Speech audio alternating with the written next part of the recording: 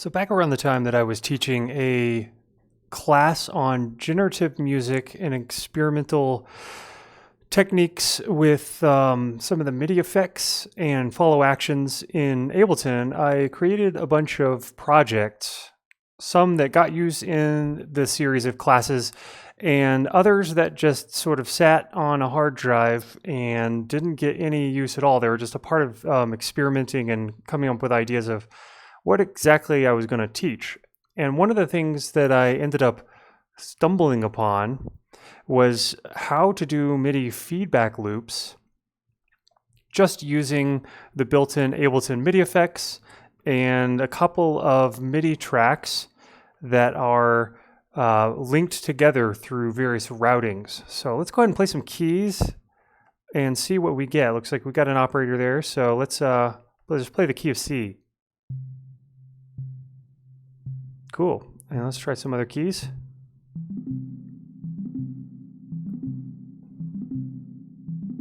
Now, what the heck exactly is going on? And to be honest, I haven't really looked under the hood of this thing or behind the scenes to try and see so let's just follow the path of the note. We play a note on keys. We're set to in here, our computer keyboard. And MIDI is going to arpeggi and just, basically the track in. And we have this set to monitor in, so the note goes here and it goes through what looks like a note length.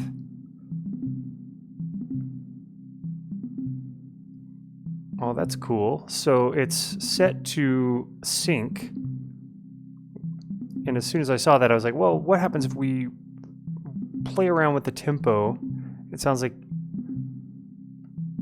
we just get some slower loops at that point. And we've got a note on here. Gate is set to 100%, and then a note length effect right after. So it's triggered by the note off.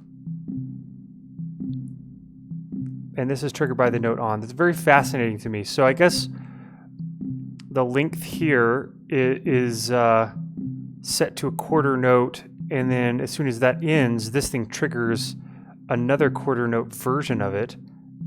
Wow. And then it goes back through another note length that's just set to some whatever arbitrary of 9.97. I'm not sure if that makes a difference. And it looks like we've got a feedback happening here. So let's see, this is pulling audio from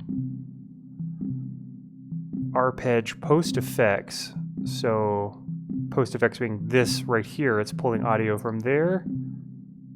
It's further processing it with a length here, note on, note off. That's interesting. And then I guess this arpeggiator was maybe just in for testing, or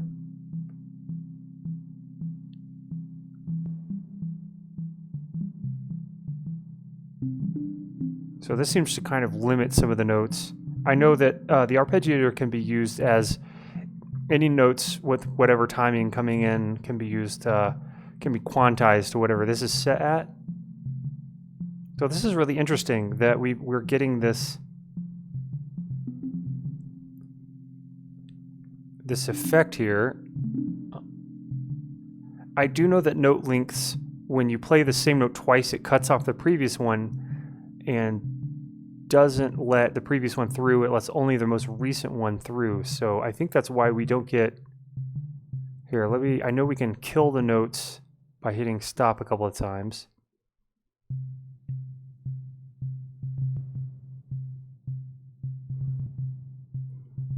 Okay, so I'm just kind of spamming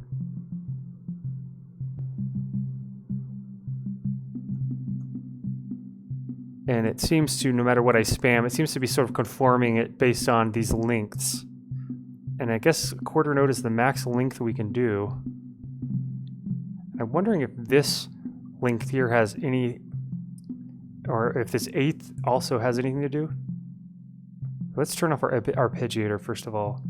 This is the best way to debug or to figure out how something works, is just to try different things. Okay, so it seems to be very much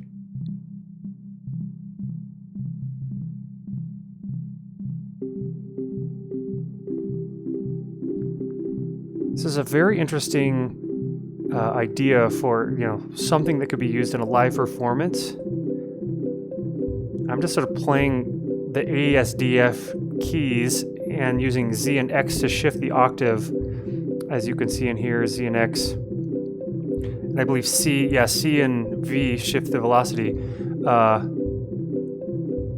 Interesting. Okay.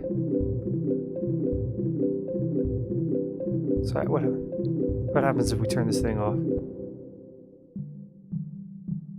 What if we turn this off?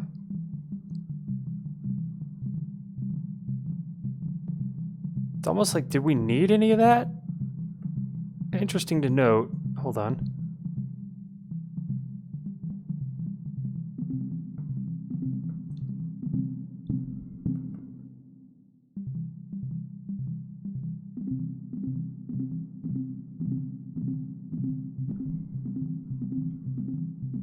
So what we could do here is we could just record ourselves a clip. Whoops. We need to Control E on Windows turns on and off this little button here. It's very useful. So I'll just hit record. Okay, and I'm gonna set this to not loop. So, and let me, it does sound like,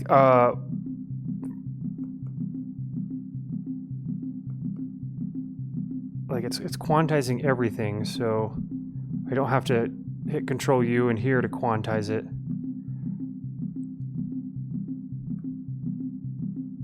Very good, and I can probably throw this after the first quarter note, and I think it might.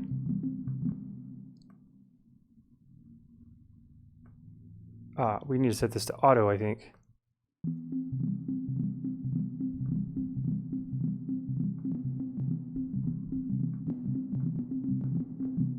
And I think that we're getting some cutoff, some note choking, because we keep sending the same notes in. And again, from what I've noticed in the past, the note lengths don't seem to allow two notes. They don't do poly on per note, I guess. They do poly for multiple notes, but it's only like one note of one key at a time. So, okay. I wonder if we get the same exact... I'm going to set this to 1 bar. All right, let's do half. And if we turn these on, like, I don't even think these were doing anything. They do something when you turn them on and off. They seem to conform all the notes to a different rhythm. Yeah, so... kind of galloping. Okay, so that's interesting. It's like these don't do anything, we don't need anything in here. Really, it seems like only these three things are doing anything. I'm wondering what happens when I turn this note length off.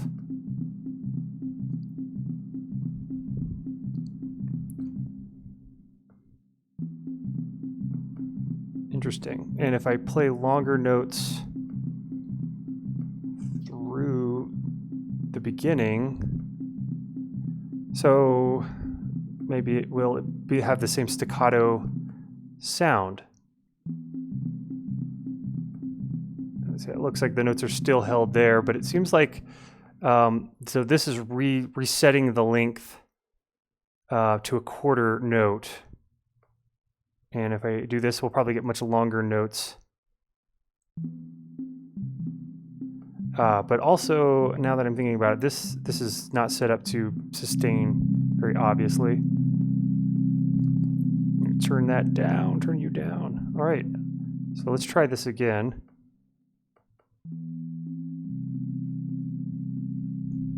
So you can see the notes being sort of held there. That's kind of pretty, honestly. Now let's just add in little staccatos. Okay, so this is essentially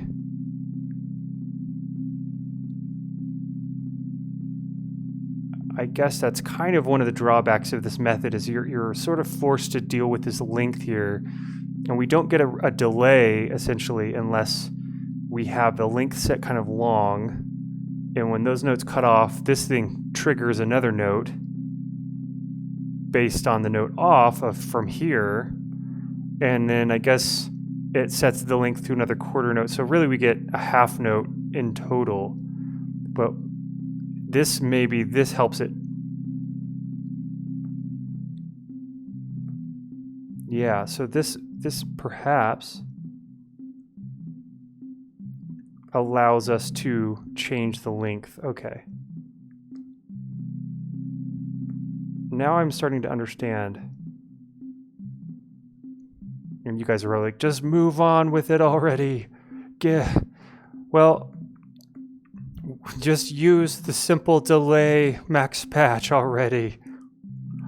Yeah, which is probably a much better solution, but this is interesting to note that you can have MIDI feeding back in on itself. I think if we were to turn any of these off, it probably wouldn't work, or we would get so many MIDI notes happening that it might, I don't know, maybe it would crash Ableton. I have no idea.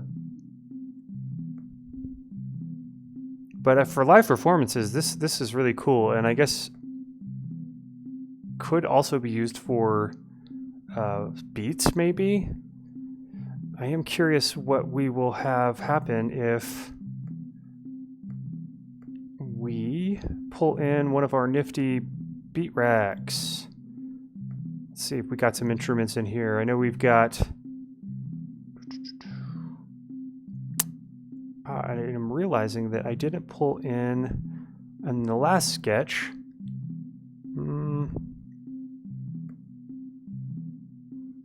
This thing here, which was really cool.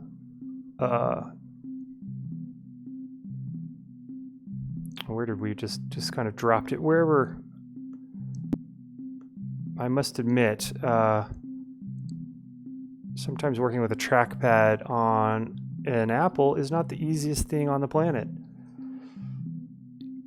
Okay, so this at least had drums inside of it. Let me just pull it over here. And we can just yank out the guts. The FM noisemaker, I guess, is our guts. Let's just check out what we got going on with the keys here. Okay, so C1 and up. And I think we can just group this and drag this over here. And we don't have any C1 notes playing now.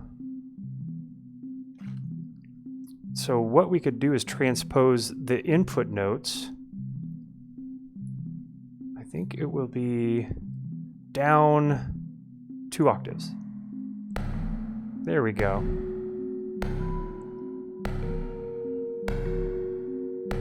Let's mute this.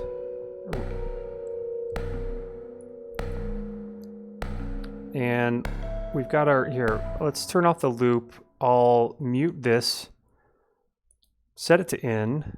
Let me make sure we're in the right key. Yeah, C3, okay. Do we get anything?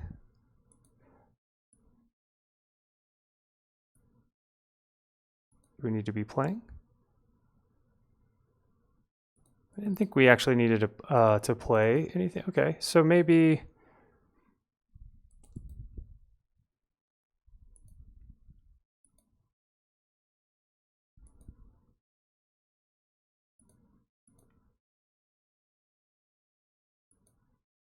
I wonder if us grouping this... Okay, so maybe the notes aren't going... They're going... Maybe it needs to go back into instrument rack. Yeah. Okay, so since I grouped that, it lost the... I guess it lost its...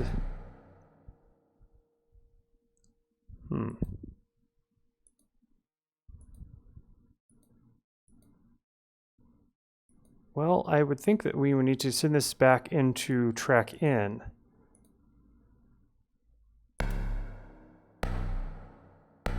Yeah, so there's our loop. Okay, I'm not sure why it wasn't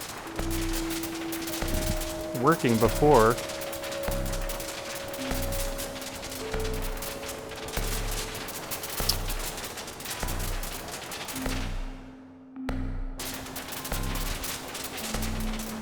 Okay, so I guess we have some...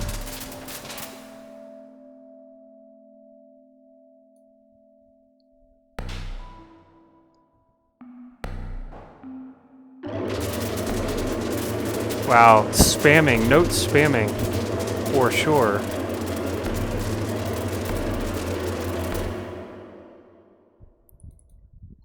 It's a very delicate system, obviously, and we have disrupted the balance, so to speak.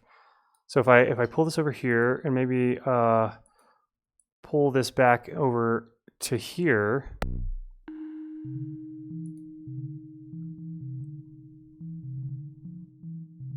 Interesting. So somehow having the instrument group in there was actually kind of screwing things up a bit. Let me pull both of these out. Actually, ungroup here, if that's even an option.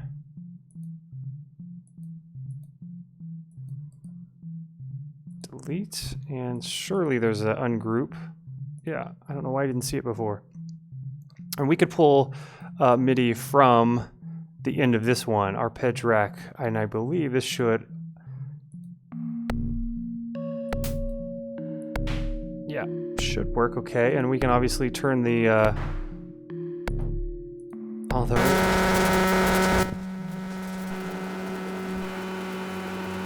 Yeah, that's kind of cool in and of itself if we want to do some noise music.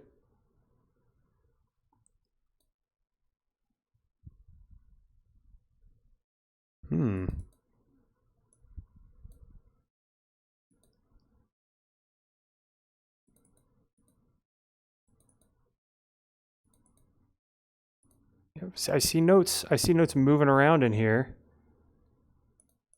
And perhaps we just we fried Ableton. Ableton's had it. Yeah, maybe the operator was just not having it.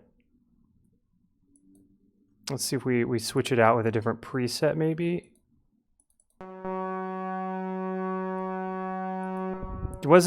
I had no idea that you could actually break operator. That's never happened before, but you know, when sketching, you're trying new ideas, you're doing weird things.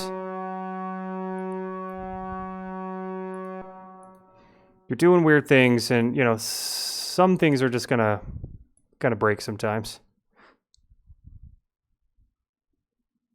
Let's see if we get anything out of here. I'm just now noticing this decay time set, and maybe that's, I think when you have it set to note off, you only get the decay time option there. We have nothing in our sampler. Well, let's change that. We've got a sine wave here. We could, which sounds so much like a sine wave.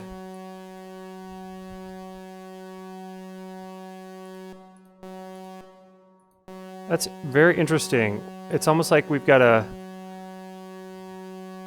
single note happening, or being held, or...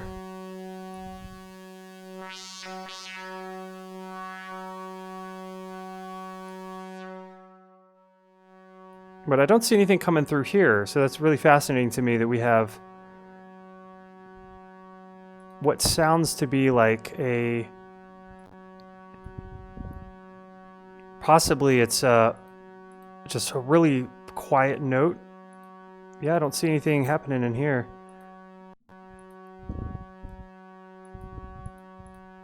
I think essentially what is going on is we have just glitched out Ableton. So I think if we actually, before I do that, I want to go ahead and copy this.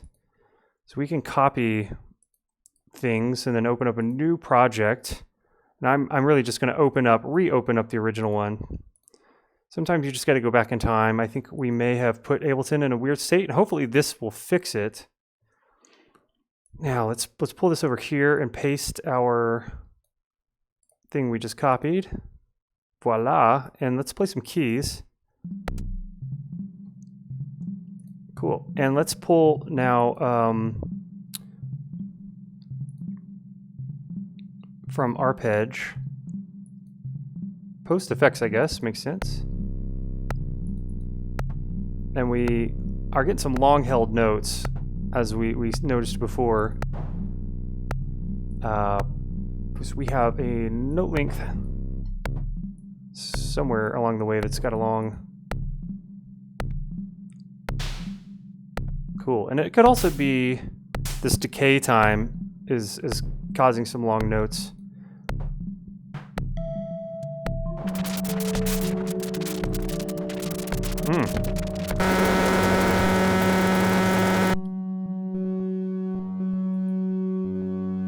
Yeah, I think we're just bringing the house down.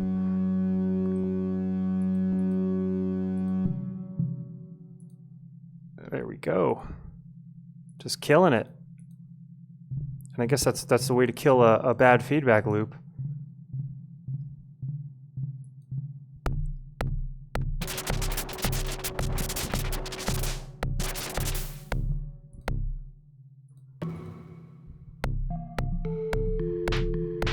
It is interesting to note that only one note that I'm playing, it's the S key, which is actually the key of D, is causing that. And I'm curious, you know, why just one note played would cause, you know, this problem. There's nothing in here that is note specific or dependent, which is really funny to me. It's very odd to me that. So if I hit the S key on my keyboard,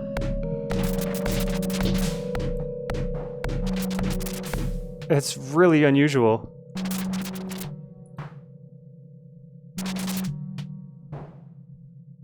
But all the other keys are fine. Okay, well it's interesting to have found out what the heck, what is maybe causing the problem. It's this S key, but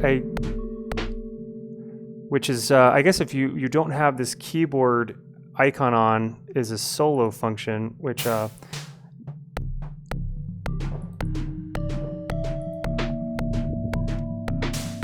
we don't have any MIDI outs going. We don't have any kind of like MIDI loop back routing going on. But it is fascinating as far as what we're actually getting here. And just adjust my levels a little bit. But this S key, you know, and I'm actually really now like super curious what could be causing it. You know, there's nothing in here that is, you know, except maybe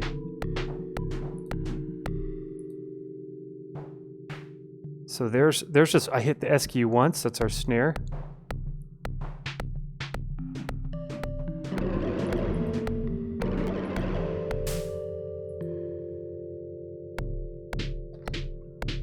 So it seems to be, actually, I'm further drilling down into what's causing it. If I already have a note playing and you play the same note twice, it seems to freak out. Which, if I remember correctly, with this project, it was not doing that in Ableton 9, so there could be some weird thing happening there with. I know this arpeggiator is definitely helping out a little bit. Then if I turn this off, let me try the multi-notes at the same time, and I'm just kind of spamming notes. Aha, so something to do with, I wonder if this decay has anything. Seems if the decay is set really low, we lose our feedback.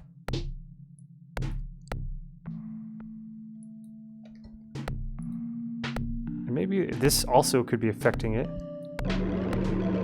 I do love that.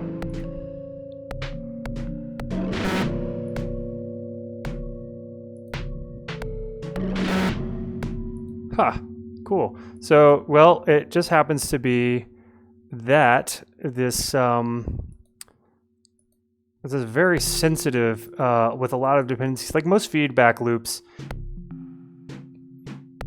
very sensitive on initial conditions. And so the butterfly effect is obviously what we're kind of experiencing here, or some form of exponential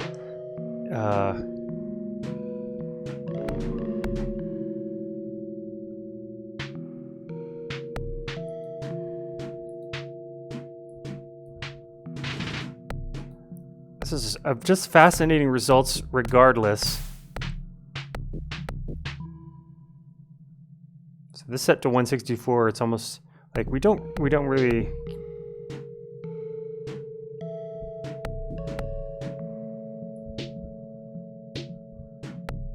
I'm kind of in some weird, strange way liking some of the odd rhythmic things happening.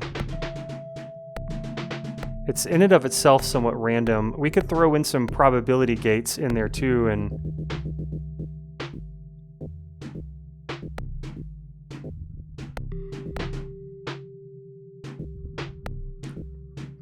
this is almost too unpredictable in some ways to be, well, you know, I take that back. We could use this in a live setting. But I was thinking maybe for a live setting you'd want to be able to control it more, but if you're doing a performance where you're relying on a lot of randomness and chaos as a point to, you know, as a means to an end, or as a purpose, then this would be probably totally suffice. You could even turn this off and get some of that.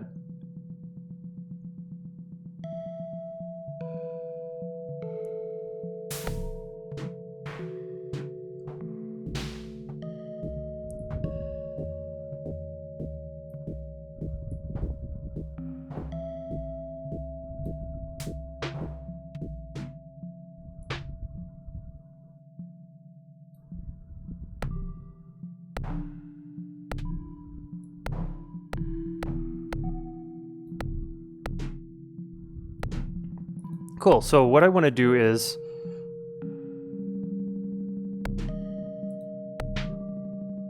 like somehow it does really spam through here. And plus, if you just hold a note down, you seem to get this arpeggiator doing its thing.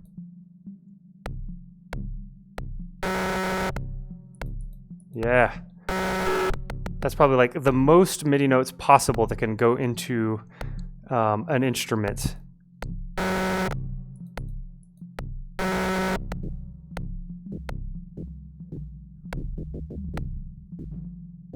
Well, it's a good thing Ableton hasn't crashed on us. Cool. So what we could do here, let's just record some notes in for now, and we'll put a probability gate after this.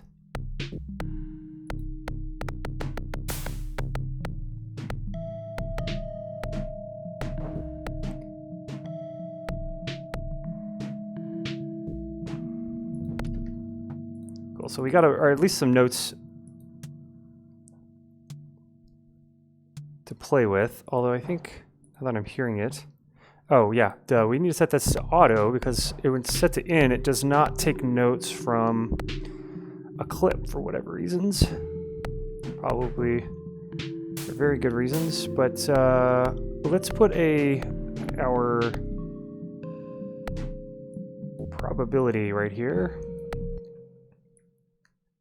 and let's say most of the notes go through.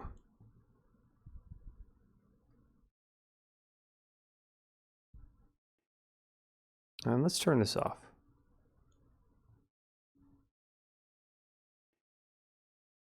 So we've got notes coming through here.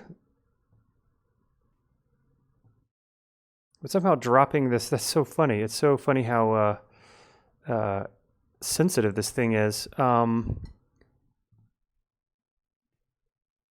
So it looks like the probability is something is happening with the, I want to see the velocities here. So let's get ourselves a velocity.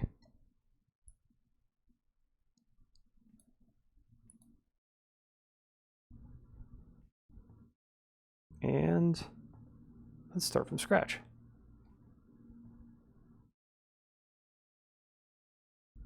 Yeah, we've got very low velocities.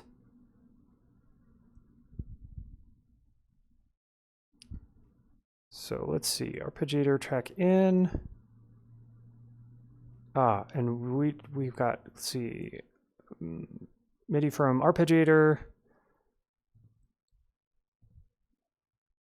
Right, notes coming through here. That is very interesting.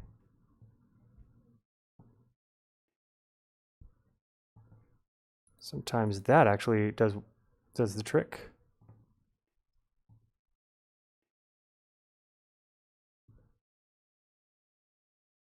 I'm hearing crickets.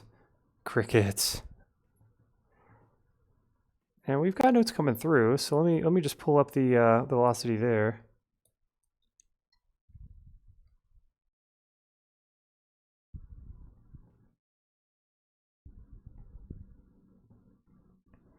Well, you know, and this may be just kind of one of those ridiculous experiments where we have to sort of say, well, you know, it was an interesting, you know, it was a good run. It was a good run. We gave it our all.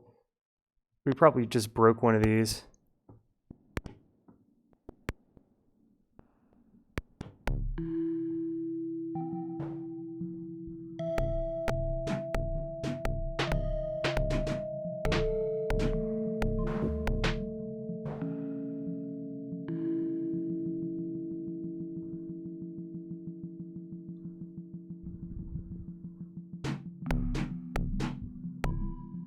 All right.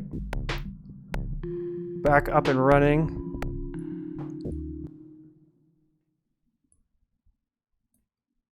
Yeah, this note probability gate is sending something funny out that is causing, it might be a MIDI CC or something or the other. So we will pull in our old school probability gate and turn one of these on and off.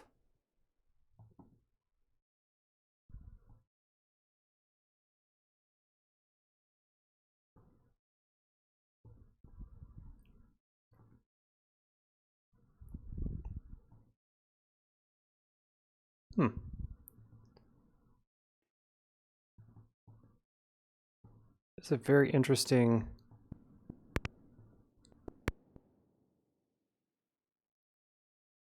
thing that is going down.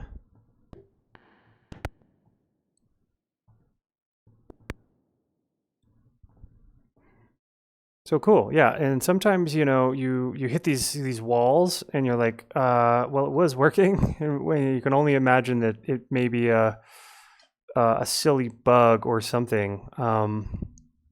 So, you know, at this point, we reroute things. You know, maybe we bypass the whole silly MIDI thing before. Maybe we're just trying to do too many. There's probably like an obvious reason as to what exactly is happening. I mean, and there could be an endless number of possibilities. Like maybe I just needed to pull audio from this.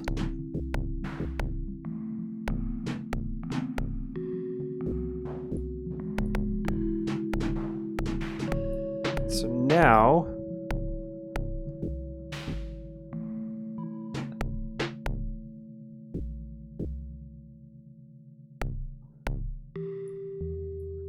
now if I stop this, are we getting our...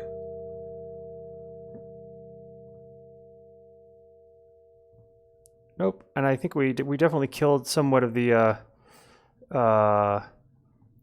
feedback loop, but you know what? I'm totally okay with that. Let's just use this series of notes here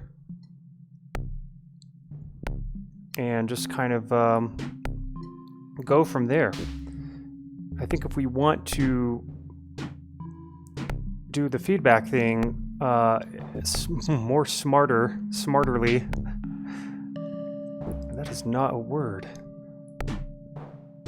Then we will just put this simple echo here. Turn down, you know, we'll turn up our time and pull down our probability. This is one of the sketches where it's like, how can we pull out of a nosedive here? That's the learning, the thing to learn at this point. How to recover from a concept gone awry. So let's pull this down. Let's get a little more notes going through there.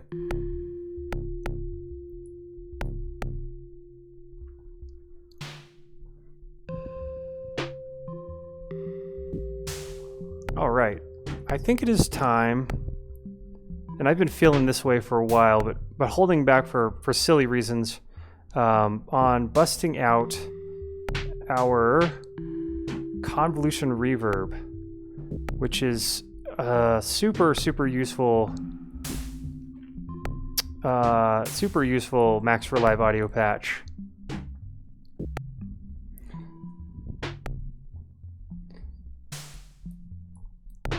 Obviously you can ambientize anything with this.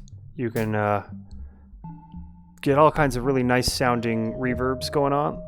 What we're going to do is use some samples from our previous sketches.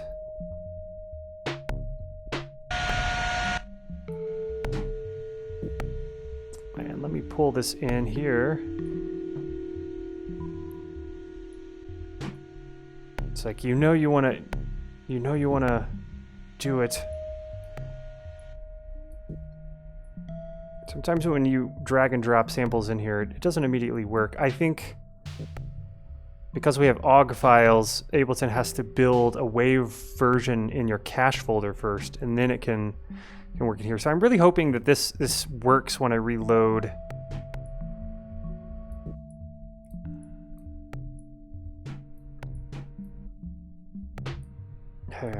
Okay, cool.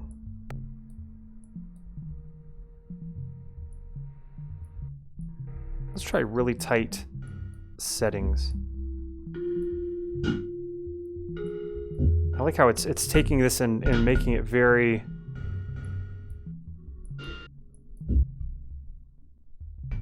tonal. Now let's try over here. And we got a nifty little EQ.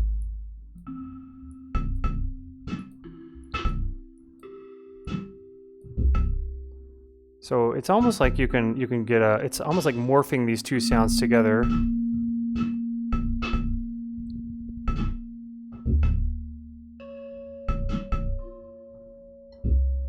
Very mysterious. Now, let's try one more. Whoops, I'm in the wrong folder. One more instance of the Convolution Reverb, because this one's kind of acting as our tonalizer. It smooths everything out. There's something about convolution that is a real nice way to just smooth like any glitches or crackles out.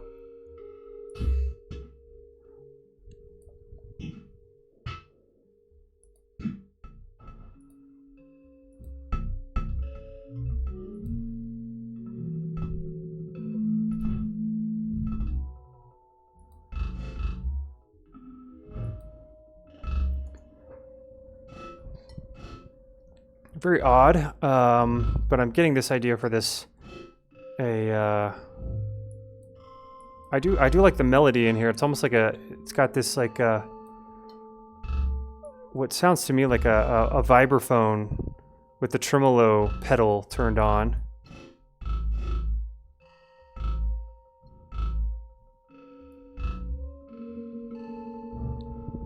And maybe we could play with an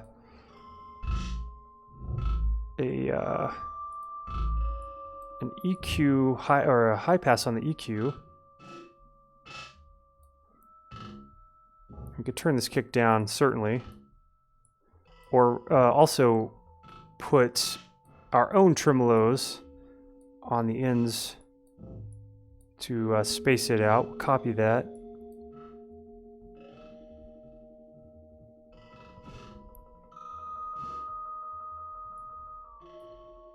Yeah, some really funky little melodies happening in there.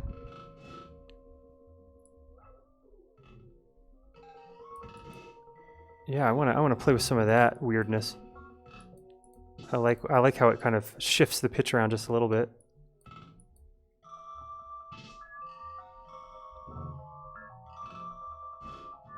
Okay, so we need more space between these.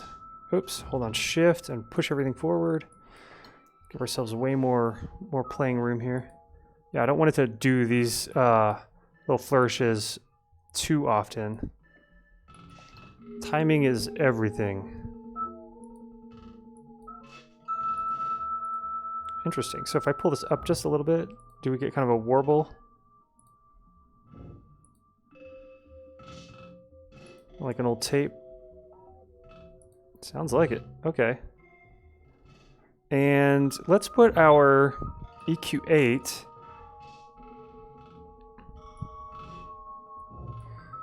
in here. So we've got dry, which is no high pass. And then if we want, we can vacillate between a high passed and, you know, the bass can kind of go in and out. Which now that we put the tremolo on that kick, it's not as frequent. Yeah, almost like a tropical sort of vibe. I feel like we need an old, we need like an old record crackles sound. In fact, that makes me think immediately to our crackles, which I want to, let's just bust out our slurps.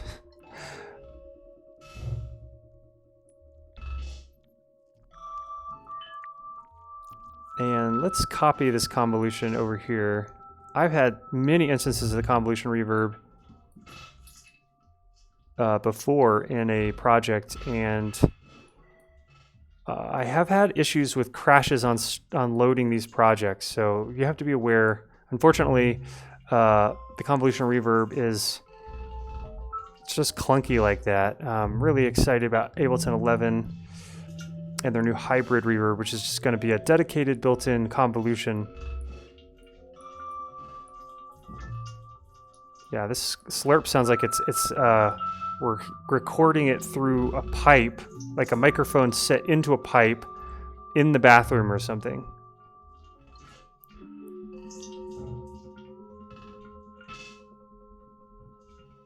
All right. I'm glad we were able to recover from our silly feedback loop debacle from earlier. It's always nice when you can pull out of a nosedive.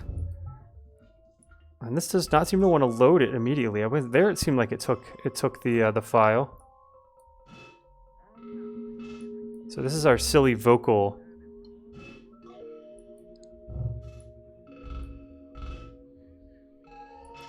I'm gonna group this and see if somehow we are able to map these knobs. I have a feeling yeah, that's too bad. It's really nice when you can automate different settings in a convolution, and the only plugins I've found that allow that are Guitar Rig with Reflector. Reflector is really awesome. You can automate, and Melda's convolution multiband is another one. You can do some automating along your timeline, and that is pretty useful. And I also wish with this convolution we could just select the just the last section of it. Maybe if I make a loop here, I wonder if we can just pull in just that part of it. No, it looks like it just takes the whole thing. It's pretty no nonsense. And let's call up with our hotkey the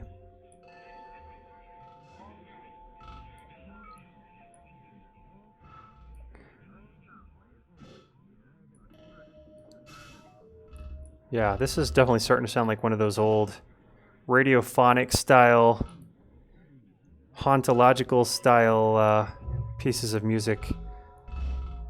And we have this crackles. This sound could be interesting in there also. Classic. It's very loopy though.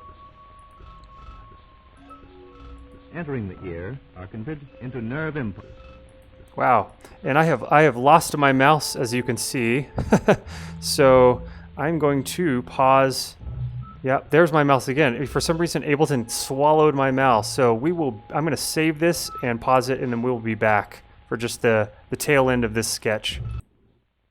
Okay, so somehow we pulled our way out of that, but ran into a whole other issue.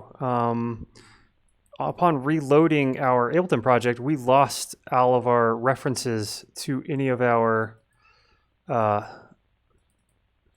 sounds. So the convolution reverb is buggy at best, you know, and this could be a shortcoming of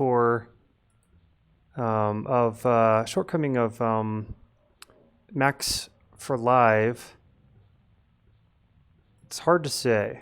I remember what kind of went where, but the only problem is when you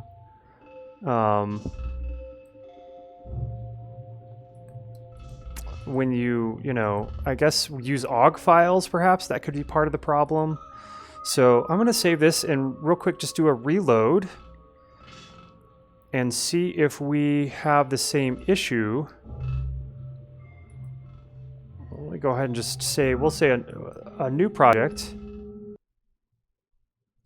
And then let's open up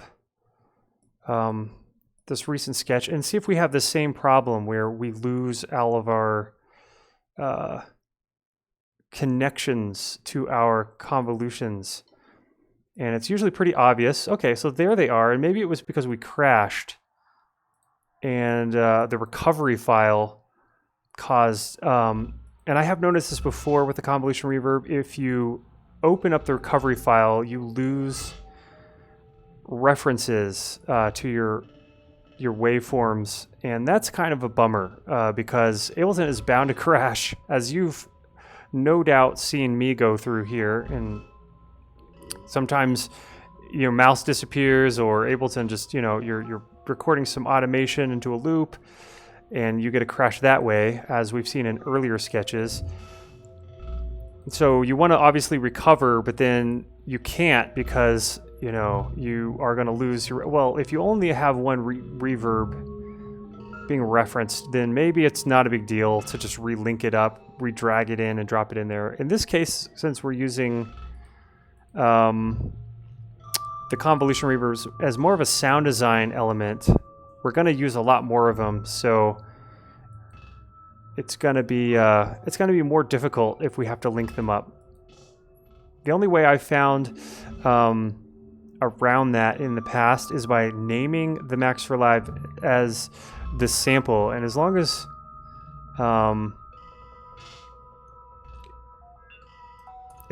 as I have the files in here, and this is named like the files, it's easy to know exactly which ones to drag where. Super not ideal, but you know, these sketches are like, you know, our children. So we, you know, gotta take extra care and love, put some extra love into them sometimes. Awesome. Okay, so I'll save that. I like this this weird and mysterious, you know, it's a good follow-up to the last piece that was a really spastic and overactive jazz kind of piece.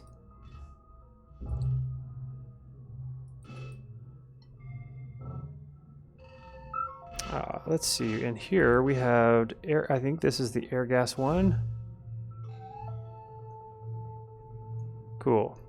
Saving always. And I want to play around with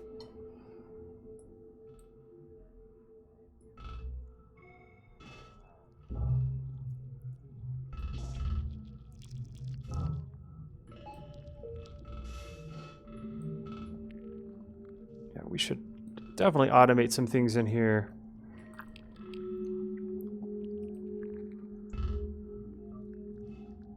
All right.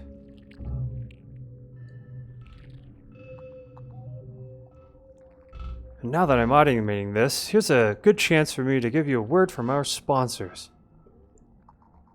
Wouldn't that be ridiculous? Well, honestly, if, you know, I ended up somehow, for some crazy, ungodly reason, getting sponsored by, say, like Native Instruments or some plugin company, you know what? I'd use their plugins egregiously. No shame.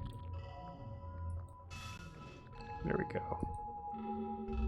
I think because we're using these convolutions, we're definitely seeing a large jump in our CPU usage. So that is the only one of the unfortunate things with the Convolution Max for Live patch, is that it's quite inefficient. And I'm really hoping the hybrid reverb that comes with Ableton 11 will be better. So I feel like, yeah, we definitely want this one here, and this one here. I think that from what I'm hearing after turning these off, that one wasn't doing too much. And this one definitely was. It was adding something to this, but I feel like we could.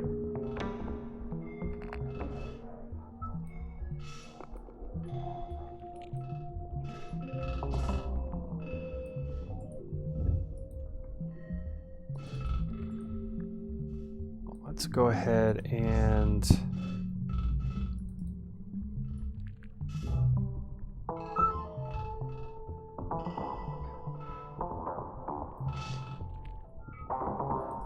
what I want to do now is pull the audio from this this operator,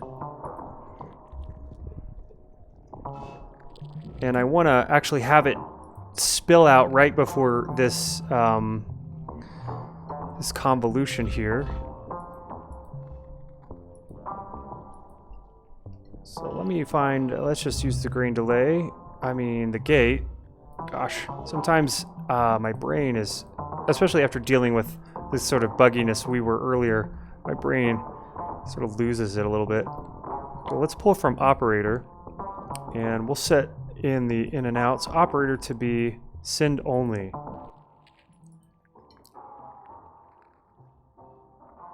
And since we have some send happening, we are getting some there still from that track. So let's turn this on. So now we're getting coming through here. I don't think I need this channel anymore. And since we're kind of departing from our old feedback situation and replace it with this much more practical, and now that I'm thinking we can get rid of this. Yeah, that was, you could tell, limiting a lot of notes. So let's put the probability here.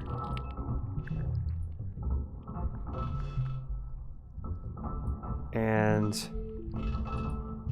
let's automate that. It's interesting how we have these various steps from 0. I don't know why they set up the controls to be like that.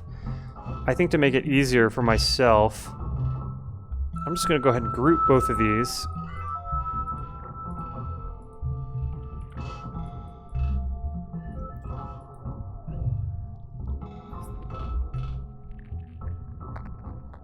This is kind of nice because we have this master set of notes playing through here. When we pull this down, we essentially get no notes coming through either of our, since they're both pulling notes from the same source, from this here, this clip here.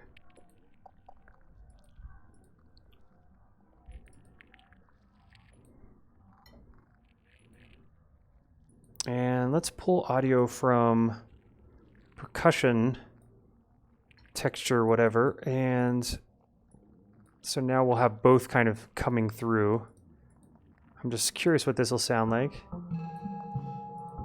And if we set this to send only, it's kind of like everything is just sort of traveling from left to right there. It's a lot more industrial sounding. And we could add a high pass here to kind of chill things out in the bass end a little bit.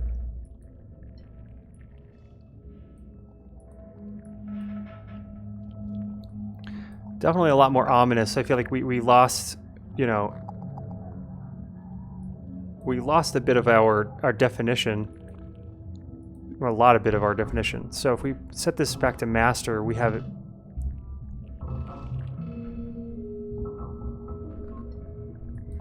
Cool. Let's save that. I've been curious if it is possible to drag clips from our IRs back into... No, it looks like we can't. That's okay. It is simply right here. Not that one. Escape. let's drag this one in there. And I wanted to, again, mess with the noise here.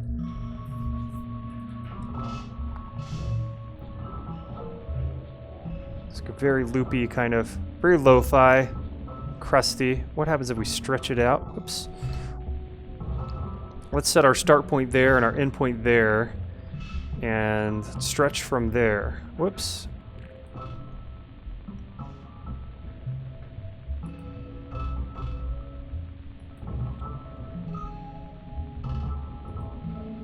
Let's try the textures.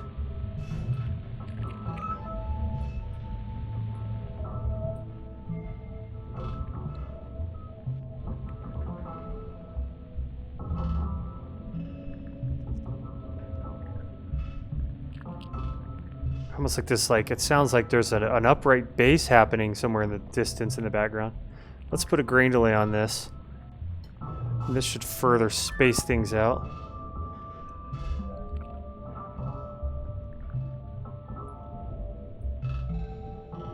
Cool. And let's make sure, pull that in a little bit. We could also add a random, if we pull the width down and increase the rate, it's kind of like a random chopper. You can hear what that's doing. It's like a, maybe just subtle. We don't want 100% on that. All right, and let's see. We're almost to the hour mark. You know, I could end it here, and but part of me is like, okay, one more bit of silliness.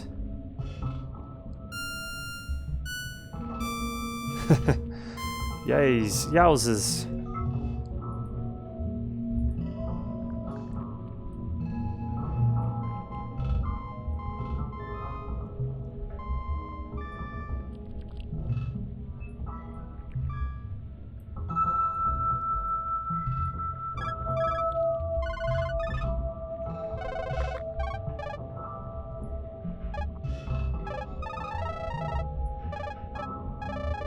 Where might he be going with this madness? You're probably thinking. Frankly, I have no idea.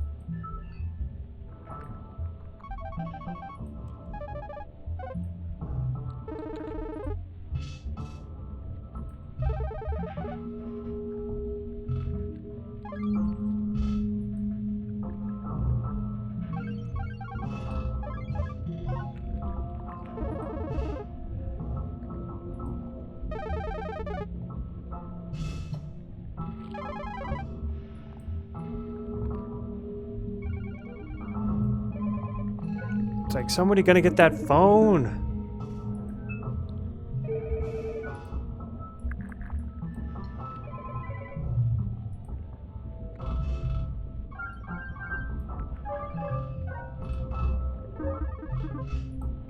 Let's try a different. Wow, there's like the strangest of sort of cheesy 80s Korg flute sounds happening in the background there.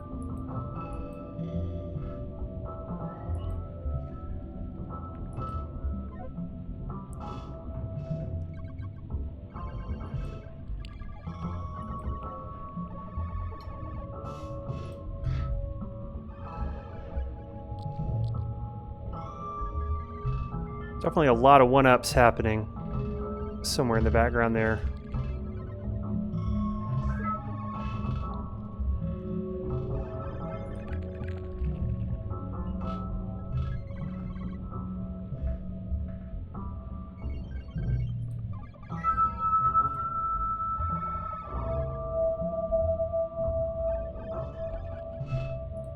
Cool.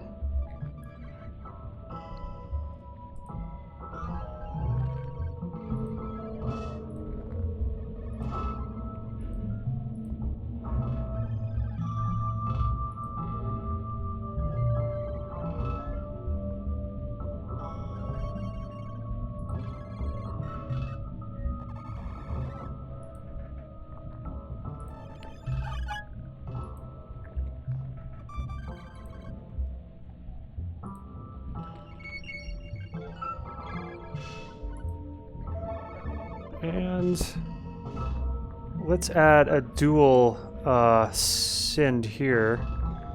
So we'll, in fact, I'm going to go ahead and make this 100%. This one will pull from 6 analog, make that 100%. We're going to make a dry one through here. We'll just pull the volume of these down instead of...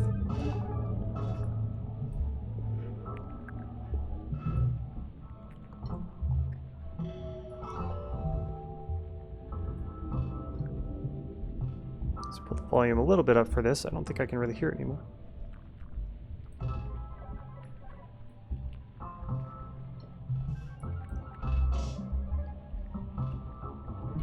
Can't tell if what this is doing is actually anything that's any good, but you know, sometimes that's just the way it goes, and then you have to walk away from the sketch for a few days or weeks, and then you come back and you're like, well, you know, that sounds like garbage, let's delete that. Or everything else sounds like garbage but that. Let me just start over and use this as a jumping off point for the next sketch. Who knows?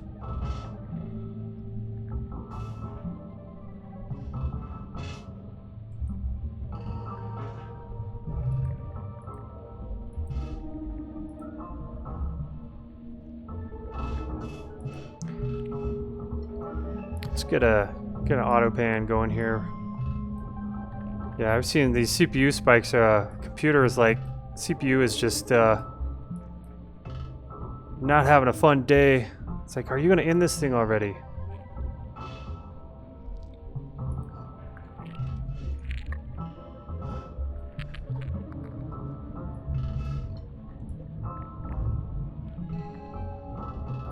That's a little better.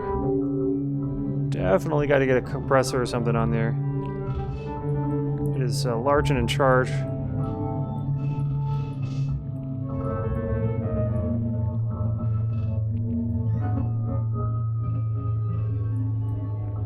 How about just like 2 in a row then? Makeup is on. That's why it's still so loud.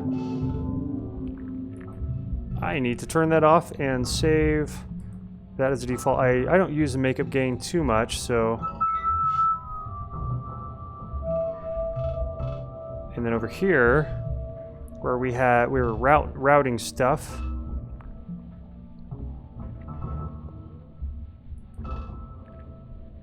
Let's just maybe pull up on this one a little bit. I don't know, maybe we don't even need this. Maybe...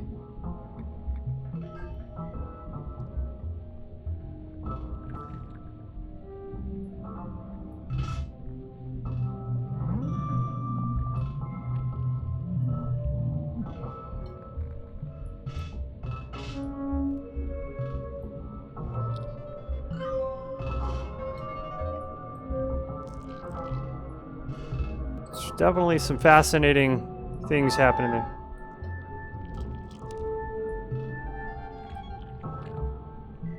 I do like how Convolution just smooths everything out, as I mentioned before. It can take the edge off of a really digital sounding synth, among other digital sounding things. But sometimes it's just like too much convolution. Everything sort of has that weird, like, almost metallic smoothing effect. So, you know, it has to be used in some moderation, but it is an effect that is used a lot in sound design in Hollywood video games. I know I use it a ton in video games. I've got this really tonal chord that gets used a lot for magic sounds in one of the games I work on.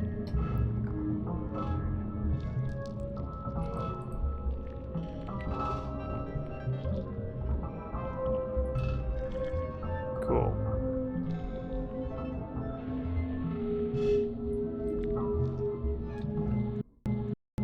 Oh, hey, well, you know, there's our classic Ableton automation recording drag knob crash. Hadn't seen that one in a while. I miss you. I miss you, dear old bug buddy. Piece of shit. Well, anyway, I guess, you know, we're a little over an hour anyway, so perfect. But yeah. Until next